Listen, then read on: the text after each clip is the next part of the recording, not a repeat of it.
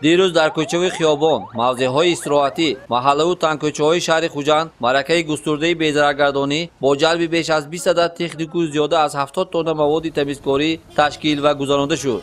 این اقدام با تشبث مقامات حفظ محیط زیست ولایت سوخت در عرفه عید کسبیشان صورت گرفت.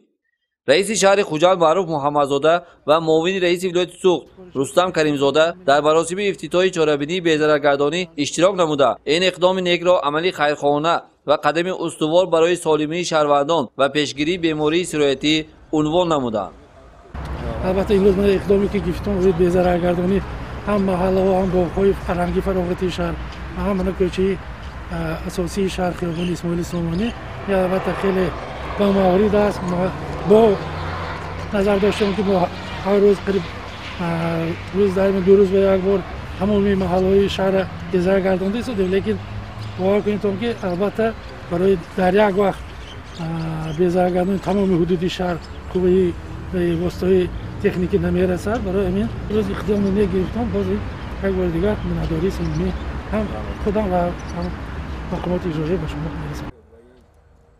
رئیس شهر خوجند معروف محمدزاده کارمندان حفظ محیط زیست را با عید کسبیشان تبریک و تهنیت نموده از جمله افزود که واقعا هم برگزاری روز عمومی جهانی حفظ محیط زیست برای هشدار کردن جامعه از معماهای اکولوژی امکانات فراهم آورده برای از تنزل یابی نگاه داشتن طبیعت و خراب شدن وضع محیط زیست دست عیاره مساعدت خواهد کرد. تاجیکستان گوشه از بهشتی روی زمین است. ما باید این نعمت بی‌بها را عاقلانه و ثمرناک استفاده کرده از افلاس شوی و خرابی و عموما هر گونه خطرهای نامطلوب حفظ نماییم.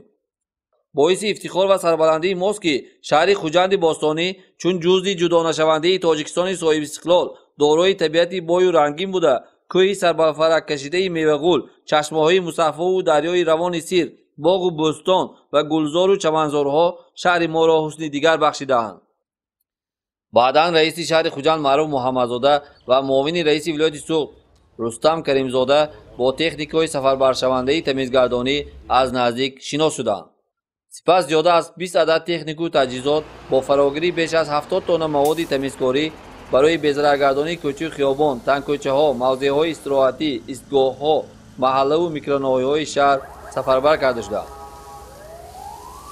امروز ما تصمیم گرفتیم که باغ‌های بوتانیکی، محله‌ها و استراحتگاه‌ها رو بی‌ضرر گردانیم. اساساً در شهر خوجند، باباجان غفورов، شهر بستان، گلستان و دیگر در شهر نوی‌ها هم همین اقدام ادامه دارد.